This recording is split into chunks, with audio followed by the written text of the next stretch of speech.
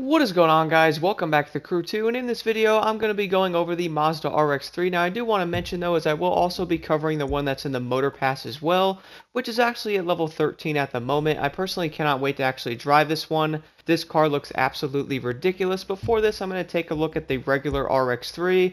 So if you guys do want to get this vehicle, you can head over to the Street HQ and buy this thing for around $220,000. Which is going to be pretty dang cheap compared to many of the other cars we have seen in the updates previously, but nonetheless, let's go customize this vehicle right now.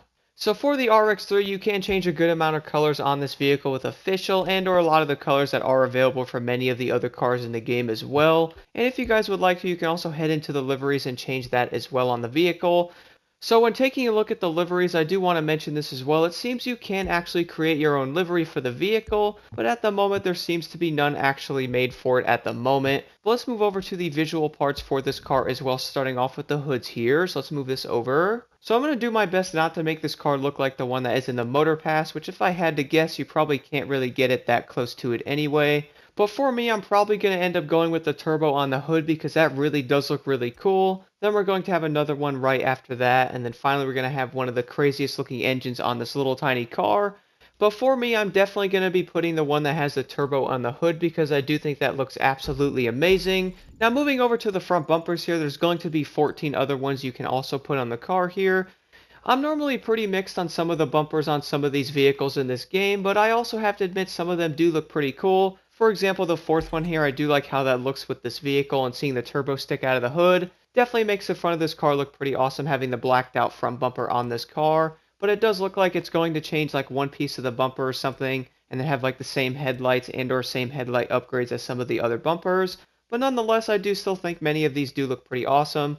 Now, I'm not going to lie though, I'm really not a big fan of that big splitter on the front of this vehicle, but depending on the build you might be going after, that would definitely look pretty awesome. Having like the exposed intercooler on the front of the car does look pretty cool as well, but for what I'm going after, I'm probably not going to add that to the vehicle. Now, moving over to the front fenders, I did notice there's some of these you can do. So here's the first one, which I kind of like how that looks with the painted side fenders on the vehicle. Then we're going to have the third one after that, which does make the car a lot wider. I do believe that's the one on the supercharged version of this vehicle in the Motor Pass there.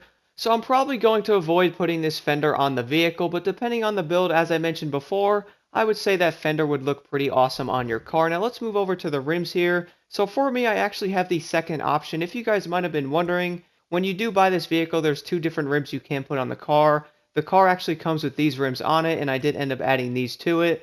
But at least you do have the option to actually change them if you guys did want to go after like a different color setup or maybe like a different build type on the car. You also have all the rims that are also in this game as well, but if I had to guess, I would say many players are probably not big fans of the rims. But moving over, you guys can also change the caliper color on the car as well. For me, I'm probably just going to leave this black though because I was going to go with red, but that really doesn't fit this thing all that much. Now moving over, we will have the side mirrors here, which actually they do go on the hood, which I do kind of like how those look on there. So add that to the vehicle. Then you also have the chrome ones after that, and then finally the regular ones on the side of the car. It really does depend on what you guys want to go after when building this vehicle. Then moving over to the rear fenders here, so for me, I'm probably going to go with the upgraded one in the back of the car here as well. It also adds like that little piece on the back of the window, which I do really like how that looks on there. Then we're going to have the really big rear fender as well, which like I mentioned before, I do believe this is on the one in the Motor Pass, but let's move over to the next upgrade is going to be the wings here. So normally in these games, we normally have some crazy looking wings that you can put on the vehicle, and I personally would like to add something small to the car, nothing insane, because, well, having like a huge wing on the back of this thing would probably look kind of hilarious, and we all know there's probably going to be an option for that, which is obviously going to be right there. Luckily, these wings really aren't too big, although that one is a little insane. But again, I do believe that's also the wing on the Motor Pass version as well. But now moving over to the rear bumper on the Mazda here. So I did notice for this there will be 17 different versions of this bumper, which I also noticed similar to the front bumpers that it's probably going to be one thing changed, and then three different kinds of taillights for this car as well. So for me, guys, I did find one I actually did like with this, and it's probably going to be the one right here. I do kind of like how the exhausts actually stick out the back of the car there. The rest of them really do not look all that bad, but I'm just not really a big fan of that. For example, I think the exhaust on that might be a little bit too big. But I don't think some of these exhausts look all that bad, but I have to admit it really does depend on the build you're probably going after with this vehicle. So for me, I'm probably just going to leave the one on there that I chose, but let's move over to the last thing is going to be the interior. So for this, I did end up going with the yellow color here because I kind of wanted that yellow stitching around the vehicle. I figured that would really make the inside of this car look pretty awesome. Now for this last part, I did end up going with the black steering wheel like painted color on there. I think that looks really nice. But besides that, guys, that's going to do it for the customization of the RX-3. I do want to mention, by the way, if you guys do want to get the Motor Pass one over this, do keep in mind you can't actually customize that one at all, so at least you can change this one around a bit. And it looks like you can probably get it pretty similar to that one as well. But let's go do an outside look of the Mazda RX-3 here. Then I definitely want to take this thing on a top speed test to see what it might actually be able to get to, which I would honestly laugh if this car is going to be faster than some of the better street cars in the game, at least, well, they should be better anyway. Then after that, I also want to take this vehicle in a street race to really test out its overall performance. So now taking an outside look of the RX-3, so obviously this car is going to be right-hand drive, but the first thing I notice about this vehicle is going to be the fact that the turbo is actually spinning on it.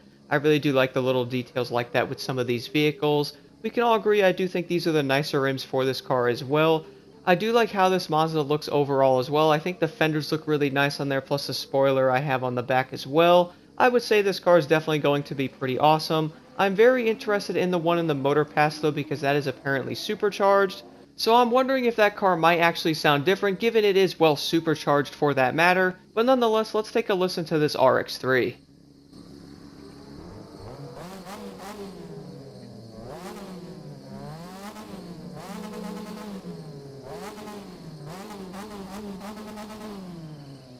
So now moving over to the interior view of the Mazda here, so I do think the overall detail of this is pretty nice. I'm not going to lie though, it is kind of weird being on the right side of this car. I personally have never driven a right-hand drive vehicle, but I definitely will do that someday because I'm sure it's probably a little bit different. But here's the back seat view of it as well, which does have a good amount of detail to it. Plus you can also see out of the back of the car as well, so I do think this thing does look pretty awesome. And looking at the odometer here, someone definitely has been driving this car a lot. But nonetheless, guys, I would say the interior view of a lot of the cars in the Crew 2 definitely look pretty dang good for what they are. I know sometimes getting the detail down in some of these vehicles can be a bit of a challenge. Some cars do probably look better than others. I would say the RX-3 is going to be top tiered when it comes to the overall interior view.